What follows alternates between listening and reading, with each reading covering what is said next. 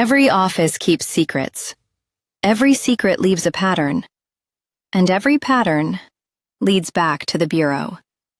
You're about to hear a case pulled from the files. The names are changed, details preserved, consequences real. Stay alert as you enter this file. What you're about to hear carries weight, history, and fallout. Proceed with care. Case file begins now. This file documents how a routine contract review unraveled into a quiet office war. It began with a clause no one was meant to notice, escalated when pressure turned to blame, and ended with a resignation that wasn't a surrender, but a pivot.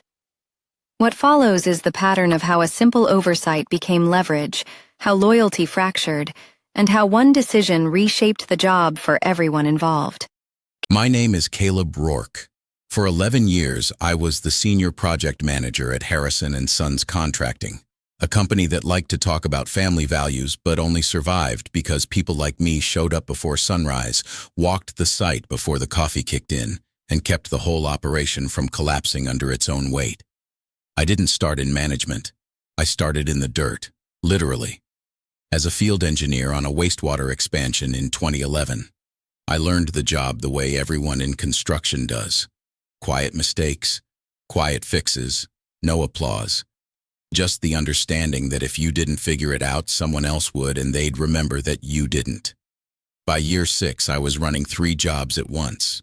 By year 9, the city procurement office called me directly when they needed a contractor who wouldn't embarrass them. And by year 11, I was the only thing standing between Harrison & Sons and a very expensive disaster.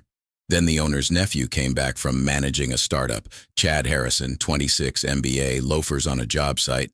Thought as-built meant the way it looked on the drawings, the kind of guy who says, circle back to a concrete crew and wonders why they stopped talking.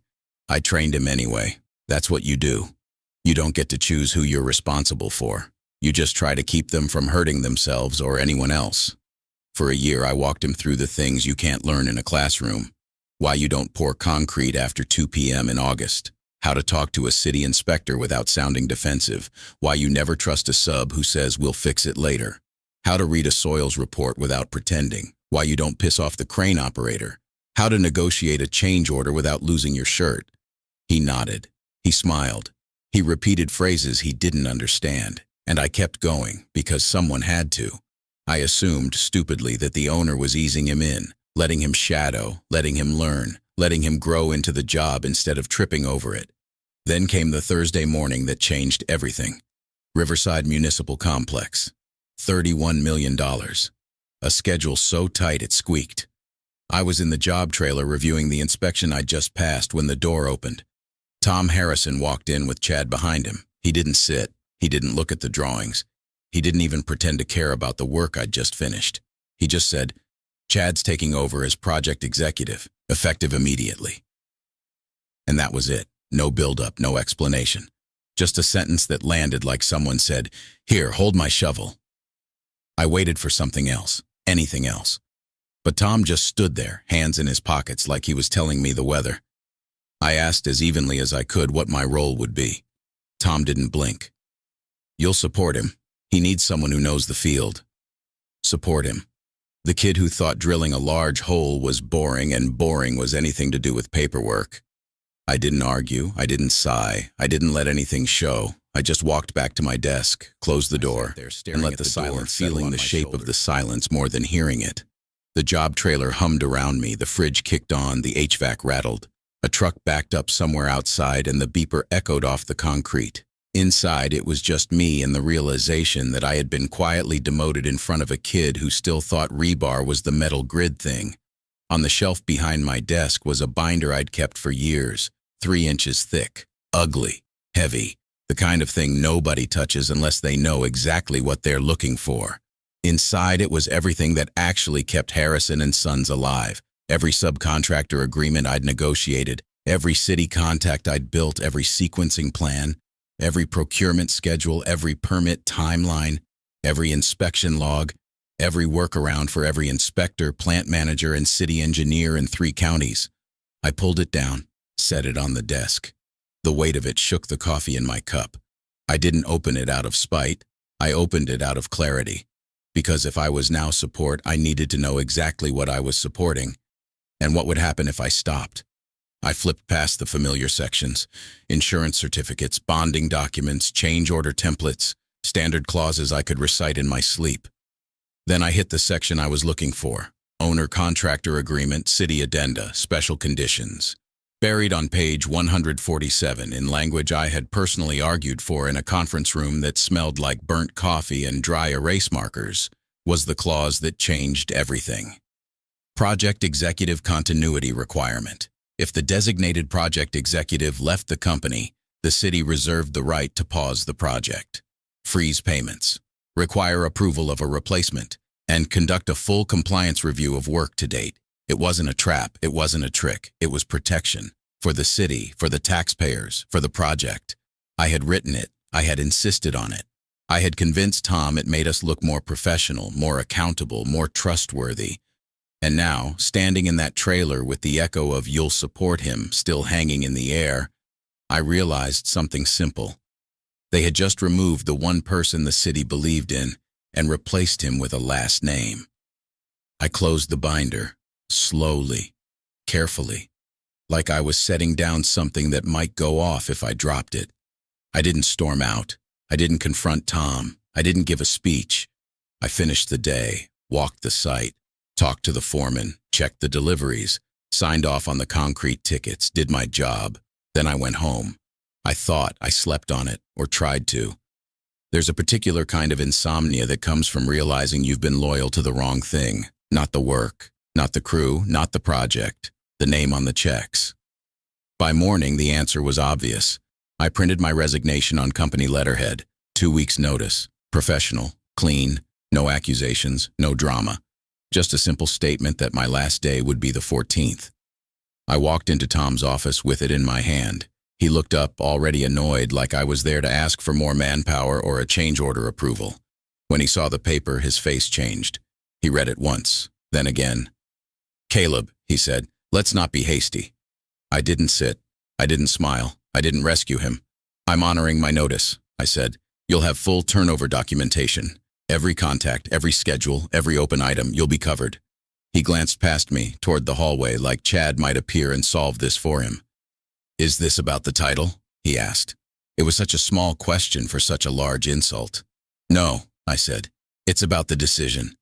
He started to say something about family, about opportunity, about the future of the company. I let him talk. Let the words stack up like unsecured pallets in a high wind. When he was done, I nodded once, turned, and walked out. I didn't slam the door. I didn't need to. Back in the trailer at Riverside, I did what the contract required. I notified the city procurement officer that there would be a change in project executive. I notified the inspector that my role was ending. I notified the bonding company. I notified the project auditor. All factual, all required, all documented. I didn't editorialize, I didn't hint, I didn't complain, I just stopped holding up. Not because I was angry, but because there was nothing left to talk about. The contract was already speaking louder than I ever could. By the time the city paused the project, the ripple effects were everywhere. Crews were standing around waiting for direction that never came. Deliveries were stacking up in the laydown yard with no one authorized to sign for them. The electricians were 2 days from rough-in, but the inspector wouldn't clear the previous phase without my signature on the documentation. Chad tried to step in. I heard about it from 3 different foremen. He walked the site with a clipboard he didn't know how to use, asking questions he didn't understand the answers to, nodding like he was absorbing it all. But you can't fake experience, not on a job that size, not with that many moving parts. The steel subcontractor called me directly, not to complain, just to ask if the rumors were true.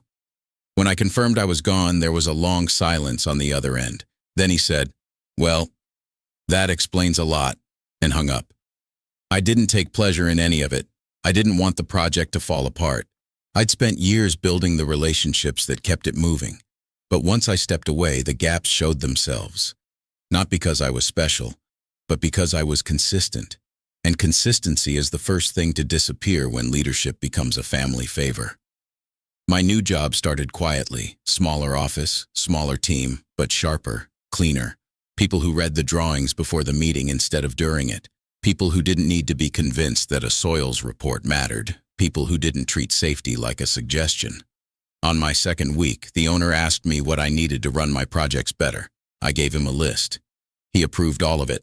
No speeches, no hesitation, just trust. It was strange at first, being listened to, being taken seriously, having authority without having to fight for it. I didn't realize how heavy the old place had been until I wasn't carrying it anymore. Then came the email from the city, Riverside Municipal Complex. The paused portion of the project was being rebid. They were inviting select firms to propose a recovery plan. They wanted someone who could stabilize the schedule, rebuild the workflow, and restore confidence. They didn't send the invitation to Harrison and Sons. They sent it to my new company, and they addressed it to me. I stared at the email for a long time, not out of pride, not out of vindication, but because it confirmed something I had suspected for years. The work remembers who did it right. I met with my new team. We reviewed the documents. We walked the site. The city inspector shook my hand like he was greeting an old friend. The foreman nodded at me with the kind of relief you can't fake. Even the crane operator gave me a look that said, "Thank God." We submitted our proposal. Clean, direct, no fluff. Just a plan that would get the project back on track without pretending the damage hadn't been done. 2 weeks later, the city awarded us the contract. I didn't celebrate. I didn't gloat. I didn't call Tom. I didn't need to. Some lessons don't need to be delivered. They reveal themselves. On my first day back on the site, I walked the perimeter alone. The sun was just coming up. The air smelled like dust and diesel. The same sounds, the same ground, the same concrete I'd walked 100 times before. But this time it was mine to fix, mine to finish, mine to bring home. And as I stood there watching the light hit the steel frame, I realized something simple. You don't have to burn a building down. You just have to stop holding. Not fast, not flashy, just steady. The kind of steady that makes inspectors relax and subcontractors stop calling at 6 in the morning. The kind of steady that tells you a project is healing. Some days I'd catch myself looking at the steel frame and thinking about how close it came to collapsing under the weight of someone else's ego. Not physically, professionally, organizationally. The kind of collapse you don't see until it's already happened. But that wasn't my problem anymore. One afternoon, while reviewing the updated sequencing plan, I got a call from a number I didn't recognize. It was a reporter from a local business journal. She wanted a comment about the leadership transition at Harrison and Sons. I told her I had nothing to say. She pressed. I repeated myself. She eventually gave up. I wasn't interested in being the face of someone else's failure. A week later, I heard through the grapevine that Harrison and Sons had lost 2 more major bids, not because of me, not because of revenge, because the industry talks. And when a company mishandles a $31 million municipal project, people pay attention. I didn't celebrate. I didn't smile. I didn't feel vindicated. I just kept working.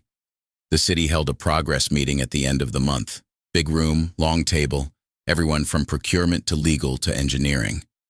They asked questions, hard ones, detailed ones, the kind of questions that would have made Chad sweat through his shirt.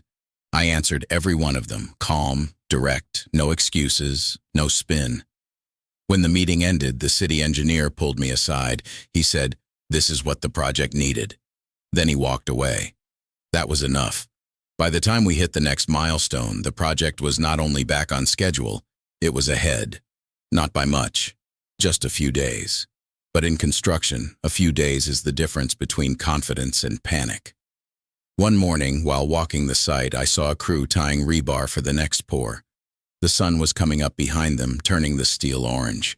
The air smelled like dust and diesel and wet earth, the same smell I'd known since the first day I stepped onto a job site in 2011. And it hit me. This was why I stayed in this industry. Not the titles, not the politics, not the companies that rise and fall on the strength of their last name. The work, the people, the structure that grows out of nothing because a team of strangers decides to make something real. I stood there for a long moment, watching the light move across the site, and I felt something I hadn't felt in months. Peace. Not triumph, not revenge, just peace. Because in the end, the truth was simple. You don't have to burn a building down. You just have to stop holding up the beams. Case closed doesn't mean the story ends. The ink dries and the folder locks, but the details inside don't stay still. When the next pattern surfaces, we'll reopen, review, and remember. The Bureau never forgets. Closing a file doesn't end the work. The signatures dry and the folder locks, but the decisions inside keep echoing. When the next pattern breaks the surface, we'll pull the records, trace the lines, and follow them back to where they started.